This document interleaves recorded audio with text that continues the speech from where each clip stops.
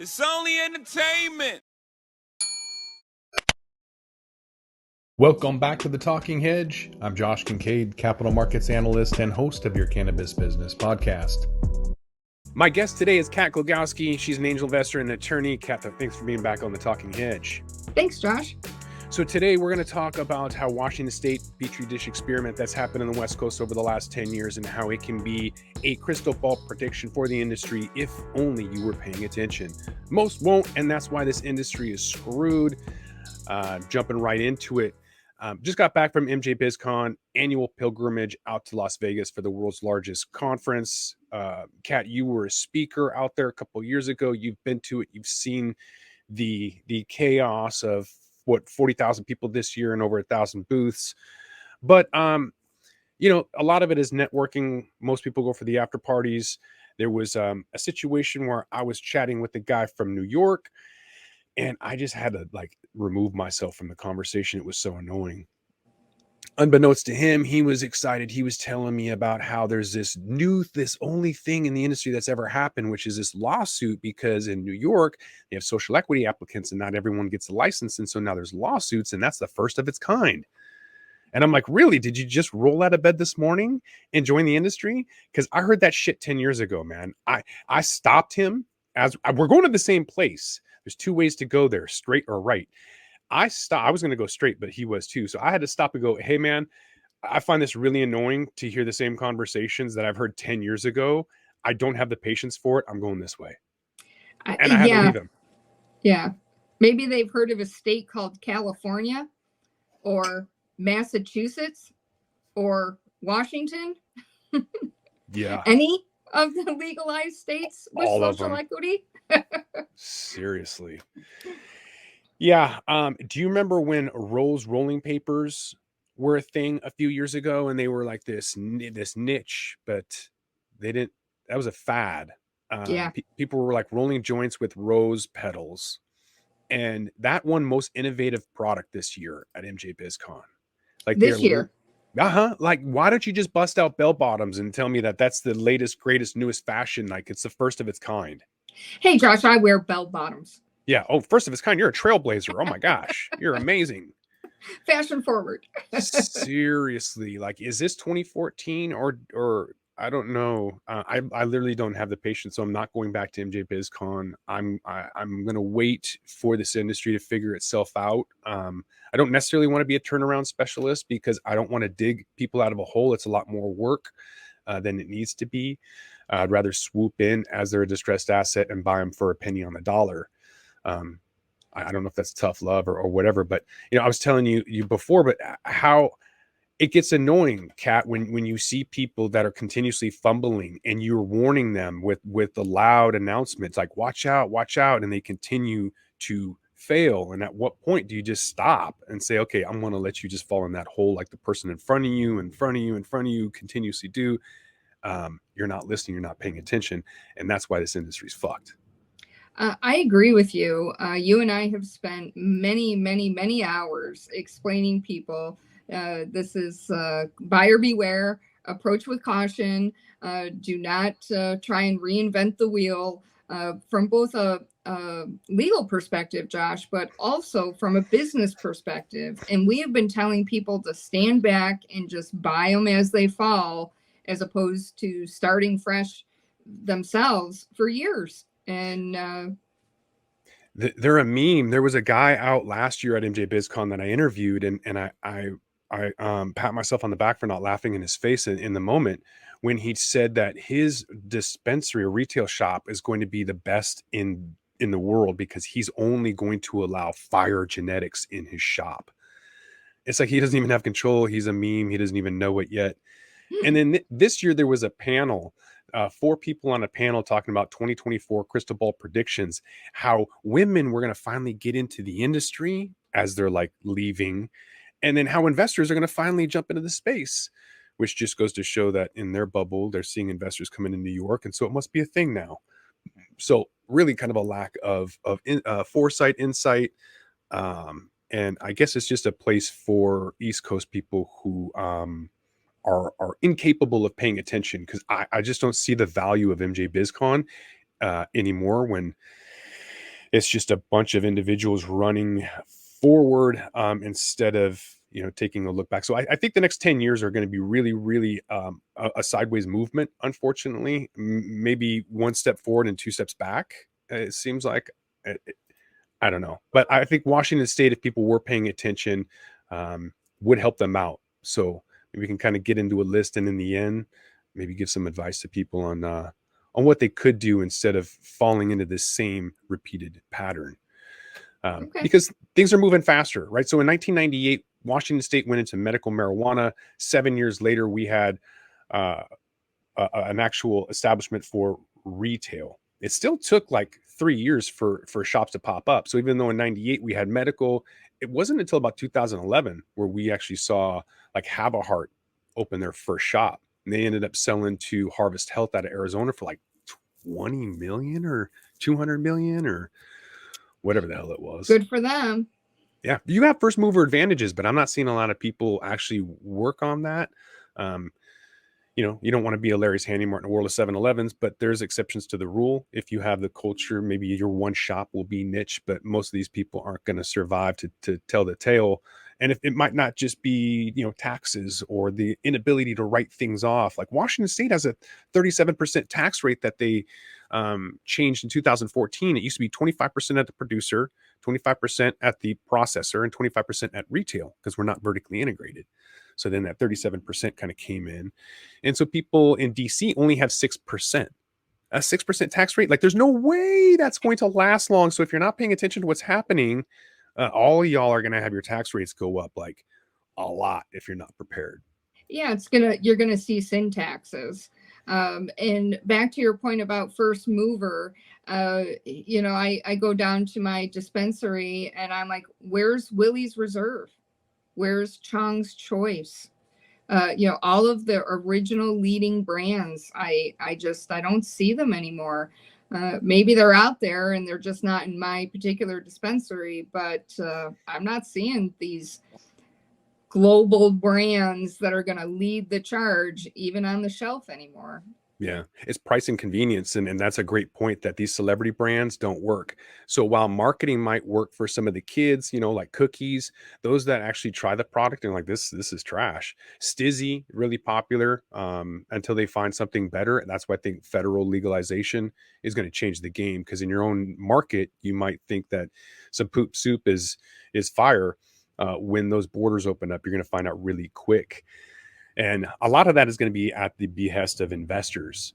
2015, Washington State put the kibosh on investors. So there were no outside investors allowed, no vertical integration. So the retailers were separate from the growers, and that screwed the pooch on everybody. So if anyone else out there is paying attention, that limitation on markets for places like New York and Florida are temporary. Those restricted, limited license markets like Arizona, Illinois, temporary, because when the doors open up, those valuations are toast, gone. You look at New Jersey, that's dominated by a lot of the unionization and old school monopoly practices. They're not going to produce fire genetics. And when more competition is allowed, poof, those guys are gone. Just like MedMen, that was here and gone. Yeah, MedMen. You remember MedMen? I do, because they're clowns. They're just like Tilray. They came in thinking they know the game and got absolutely blasted because it was all marketing. Do you remember Dan Blazarian of Ignite with $50 million marketing and thinking he was like the shit? And he was just this clown. Yeah. Ass and grass was his marketing thing, and he paid these chicks, and it was just a joke. Like marketing isn't selling anything. Social media influencers can't even sell 3 dozen minimum t-shirts. Like they're not influencing anything. And I think we've seen that come and go with influencer marketing. I agree with that, because fundamentally, just like every other market that you can name, price matters. And when you want a pretty sparkle pink package with substandard product versus white wrapper, black print, you're going to go for the price. And as consumers became more and more educated, it became more and more about price. Yeah, those discounts are huge now. Whereas people didn't think they had to discount as much. It's 30% off 3 days a week where I'm at. You live next to an Uncle Ike's, which is an everyday discount retailer. Discounts are hugely popular, are important, and people underestimate the importance of a delivery service or a distributor. Even some of the athletes and famous people, like to the point you made earlier about um, these celebrity brands, they have everything. They have the distribution, they have the marketing, but they don't have um, maybe very good product. In the end, I think it's a little bit of everything. You need marketing, you need people to get behind you, but if you don't have solid product, it's not going to go anywhere. And I think Washington is unique because I smell the best stuff when I'm like next to the courthouse, or if I'm by a homeless encampment. They have the best fire, not people who go like, look, I've tested 150 something strains in Washington, and 2 or 3 were decent, but none of them had that pungent aroma. And so the lack of home grow in 2015, they made it a felony. They made it a felony also to have a cannabis lounge. So kind of taking a step back in that timeline of really, instead of opening things up, we're closing them off. I think the lack of home grow has stalled this market. And so if you're looking from outside, I think your market is going to stall wherever you're at if you don't have home grow, because home grow is going to push those bigger guys to compete against things that I smell and I get jealous of. I mean, that's kind of really when you get that home bake, you're like, oh yes, go to Costco and go, ooh, that's better than my grandma's. Nobody says that. Right. Well, to your point about consumption lounges, and if you're in New York, please think about this, because Canada sells cannabis, so does New Jersey and other states that touch New York. So who's going to buy your cannabis? And okay, maybe tourists. All right, where are they going to consume it? In the hotel, on the street? Where are these people going to consume it? And Washington really faces a really big problem when the cruise ships comes in, and all the tourists are like, woohoo, let's go get some wacky tobacco just because we're tourists and we can. Where do you consume it? Well, you consume it in the hotel, you consume it on the street, you consume it on the ship, in the park, and it really not good at all. It's dumb. Up in Canada, they let you smoke weed wherever you can smoke cigarettes, which is perfect. Versus, I just got back from MJBizCon in Vegas, and one of the guys, like, we reek, and one of the guys working there is like, you can't smoke anywhere, right? Like, he was concerned, like, you're nothing against a janitor, but like, know your role, guy. I don't give a shit what position you hold. I literally don't care what your opinion is. We're gonna smoke. So create a damn lounge or shut up. I don't care about laws. I don't care about your rules. Like, I care about laws and rules, but hey, my lawyer only said break one law at a time, and I'm trying to abide by that. All right. But there are stupid rules out there that I have a hard time abiding by. Like in 2015, when Washington State regulated the disposal of cannabis waste, like soil. You couldn't remediate the soil. You couldn't reuse it. I had a whole business plan because I was growing. I threw my soil out in December, foot of snow in the ground, and my roses were blooming. I'm like, holy shit, this needs to be sold because the ingredients I'm throwing together should be resold. And I only use it one cycle, but it's clearly still good, and people right. could use it. But the Liquor and Cannabis Board in Washington is so ridiculous. 2016, they wanted to limit colors and shapes that were appealing to children. 2019, they'd stop CBD beverages and infused foods. All of those have to go through a THC retailer, which is dumb. Yeah. Even when in the vape gate 2019, same year, they had 120 days where they took all flavors off the shelf, right? So they're trying to protect things, but they have no idea what's going on because they're using vitamin E acetate, and that's supposed to be natural, but when you combust it, then it's carcinogenic. Then they wanted to reduce THC concentrates to 10%, which would Yeah. totally. Then they banned B8. We don't even have pesticide testing, all this crazy shit that if you were looking from the outside in, you'd be like, damn, we need to hedge our bets against that nonsense from happening, because there's a ton of stupid shit that they continuously do. And we're not the only one doing it. I think regardless of where you're at, Alabama's going to have all of these dumb things happen to them eventually whenever they open their doors. For example, not to throw Alabama under the bus, but everyone. Yeah, and New York is going to have growing pains just like everybody else. You're late to the party. So take the lessons learned by the people that were ahead of you. So you don't run into somebody saying, oh, hey, the first time ever. No, dude, you're not first. You're not first. You're not unique. You're not special.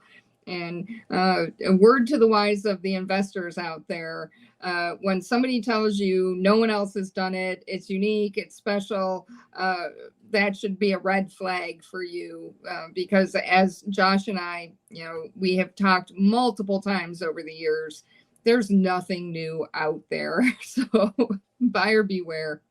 Yeah, caveat emptor for sure. You're seeing the same thing with the Skittles strains and the Hershey's edibles and all the same lawsuits, all the same stupid shit we've seen over and over again. And until people can learn from previous mistakes that we've made and move this industry forward, we're going to move sideways for probably the next 5 years minimum. Hopefully not the next 10. But I think this industry is fucked for the next 10 years until we can make some significant progress. I hope I'm wrong, but you might just have to come back to the Talking Hedge and find out. So I want to thank my guest, Kat Glogowski, angel investment attorney. Thanks for recapping how this industry is fucked and why Washington State is a Petri dish experiment that everyone should be looking at intensely. Appreciate your time. Thanks, Josh. I am Josh Kincaid. This is the Talking Hedge. Don't forget to like, share, and subscribe, or don't, and I'm out. Don't forget to smash that like button on your way out and check out these other videos that we've got.